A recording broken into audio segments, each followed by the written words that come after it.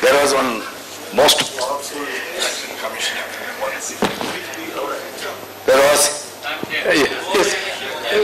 there was one most powerful chief election commissioner. In order to curtail his power, 3 commissioners have been appointed, chief commissioners have been appointed, just to curtail his power. Today, the hot topic is Colgate.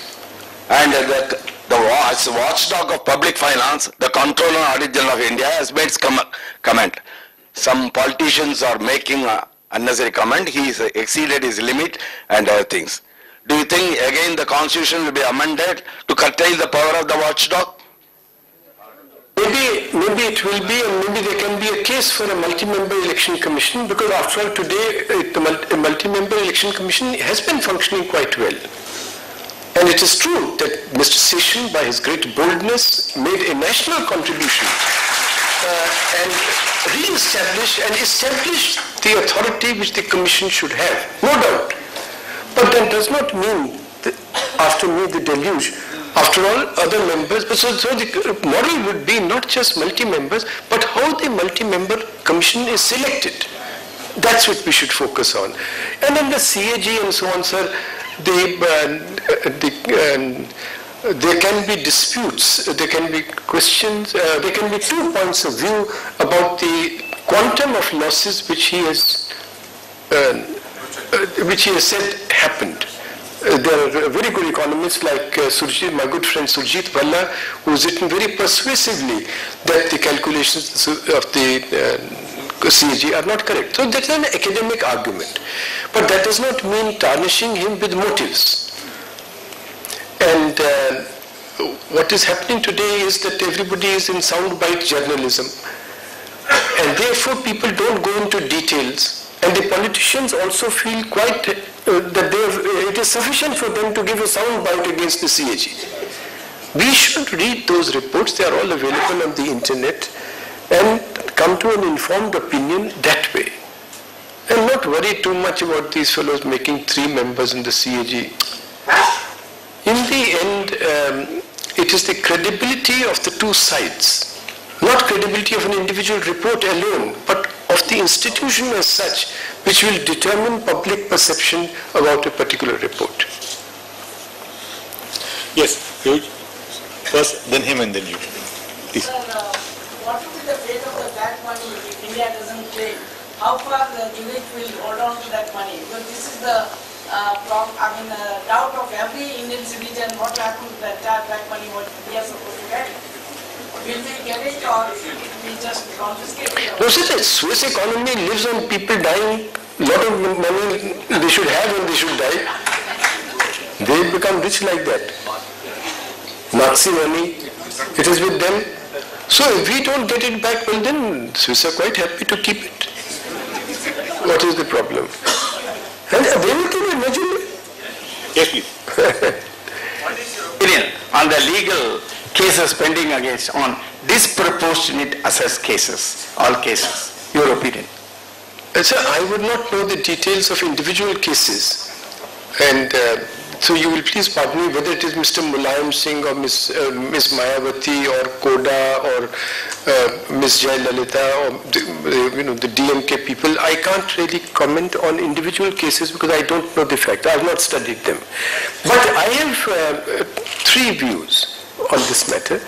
And I feel that is why I have been silently not voicing my opposition to, because they are involved in a very good cause, Mr. Anna Hazare and all these other good people. But I am opposed to the creation of a new institution for tackling corruption, because in India the sequence is we detect a problem and our solution is that we set up a new institution to deal with it, and 10 years later the problem has become bigger and the institution has become a new problem. So why set up a mega institution like the Lokpal? Make 3 simple changes in things like adjournment, these disproportionate assets and other types of corruption cases, whether it is telecom or coal or whatever. Those 3 simple changes are like this. In any case involving a public servant, which means ministers, civil servants, judges, legislators, you must not allow any adjournments at all. Simple matter.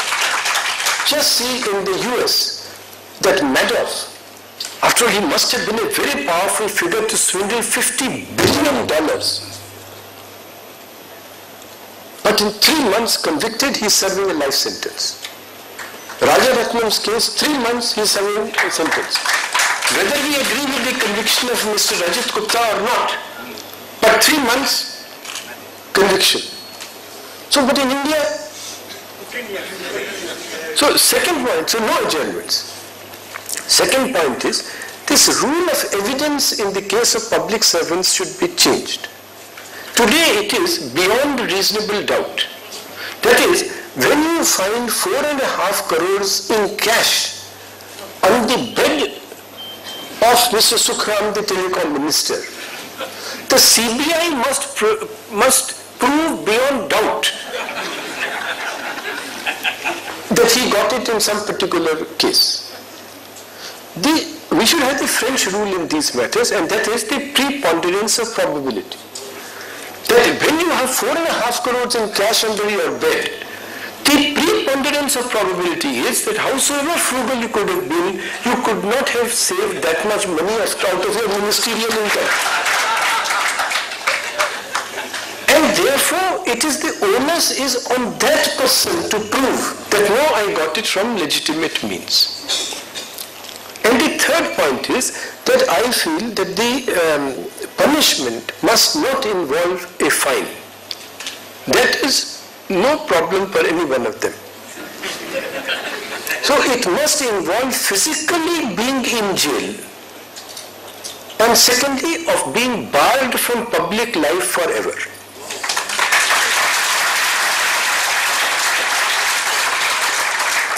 So please don't think in terms of individual cases. We don't know the facts, and I want to stress again, I don't know the facts on, I may have studied only the 2G case in all these matters. I have not studied the other cases. So I am not commenting on any particular case. But such rules, so for instance on the rule of evidence, it is Justice Venkachanaya's commission on the review of the working of the Indian Constitution which has recommended this change. So we should think of these small changes which can expedite these cases and bring justice and thereby ensure accountability and thereby actually help the innocent accused also, so that they are not continually under this threat of litigation forever. The last question, please. Yes. In economics, we have the diminishing margin. Is also subject to money. But when you said the center is after money, and when the center today is after money in various dimensions. Now, barring some exceptions, we have exceptions that this law to apply, that he should not be lunatic and all this. So in this case, how you see this law and the people who are after this money? There is no application of law of diminishing marginal utility here? Yes, see this law. I think obviously the economists think, because the utility, the marginal utility of more money is certainly not less and less to these persons, and their margins are very high. In fact, one person taught me something else. We were talking about a particular politician, and I said, everybody is going to get cancer and die. Why are these people accumulating so much money? I can't understand. He said, you see, that is the problem. You people don't understand. They have a secret technology to take the money into the next world also. So they will exit with it. Otherwise, it is not explicable why this rapacity has come to India, and we were satisfied with little. We were satisfied with enough. Enough was that which we had at that particular moment. And just imagine this young gentleman's question about the founding fathers. Could anybody have imagined among them, or Gandhiji could have imagined, or Lokmanya Tilak could have imagined, or Mr. Rajgopalachari would have imagined that people would have such unlimited bellies? If you had proposed these kinds of changes at that time, they said, what nonsense, this can never happen. I tell you, my father had worked in the government, and And when I started writing about Antule, and that was only, he had to go only because of 5 crores, sir. That will not even wet the teeth of these people. My father, having worked in the government service for 35 years, he said, I can't believe it. Are you sure about your facts? So, no, the law of diminishing marginal utility does not apply. So, one last yes. Two, 3 last. Last 3 finished, yes, please. No, after the meeting you can ask him, please. Yes. Our Prime Minister Nehru was an upright man. Don't you think he was responsible for the corruption, massive corruption in the country? Because when it was pointed out to him in the beginning, he said, ignore it, a little corruption here and there should bother you. And to that person replied, sir, a little corruption is like a little pregnancy which keeps growing. I don't remember that that remark of Panditji. And in the Sirajuddin case, for instance, in the Sirajuddin case on which Mr. K.D. Malviya resigned from Panditji's cabinet, the amount involved was only 10,000 rupees. And it was not that he had taken the money. It had been given to some trust or something. In the same case, in the first case involving Tamil Nadu, the first corruption case of that ICS officer,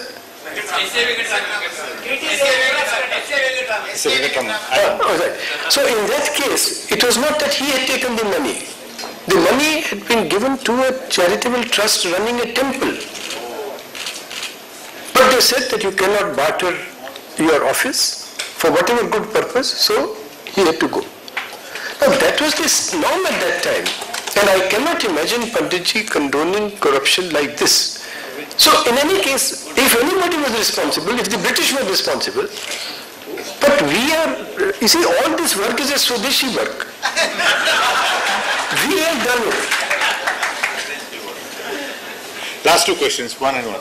No, just 2 more, please. Yes, please. Next. Sir, you said, you mentioned about the infiltration from Bangladesh. I understood from attending a recent meeting that there are as many as 3 crores of infiltrators here, out of whom nearly 1.5 crores are in Assam and the rest 1.5 crores are in the other states. So since in Assam the foreigners law is not applicable, perhaps it will be difficult for the government to do anything. But do you think any solution is there? Can anything be done about it in other states? And also I find that even in this issue is not really put in the proper perspective. For instance, even newspapers, English newspapers, they talk as though there is no infiltration. Even I read in one of the important newspapers in Chennai that when they talk of infiltrators, they put it in inverted commas, as though it is a figment of imagination, there is no infiltration at all. Yes. Sir, do you think any solution is there for this? So the solution is of society. I'll tell you something. First you said that because the IMDT Act is there, or the Foreigners Act is not to apply to Assam, therefore the government is helpless. But who has made it non-applicable to Assam? It is this government. So how are they pleading helplessness after, you see, you tie your hand and then you say, oh, what can I do, sir, my hand is tied.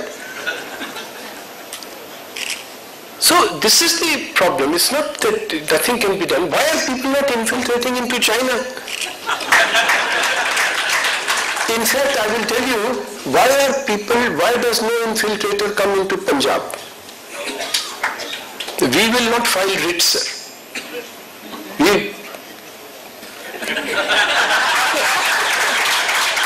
And that's what the Bodos are doing. And it is all this sanctimonious humbug and violence. I tell you, it is a rule of nature, of state existence of states, that when the state neglects its primary duties, society takes revenge into its own hands. And then everybody is and then it's only the poor and helpless who are going to get massacred. Then there is no point to it. So please attend to the primary duty. And you are right about the newspapers. You know, once the government of Maharashtra identified about 150 Bangladeshis and put them cordially in train with packed lunches to be transported back to Bangladesh. And what happened? That was the communist government in West Bengal. they would impede the movement of the train, and papers in Delhi were on the human rights of 150%. So it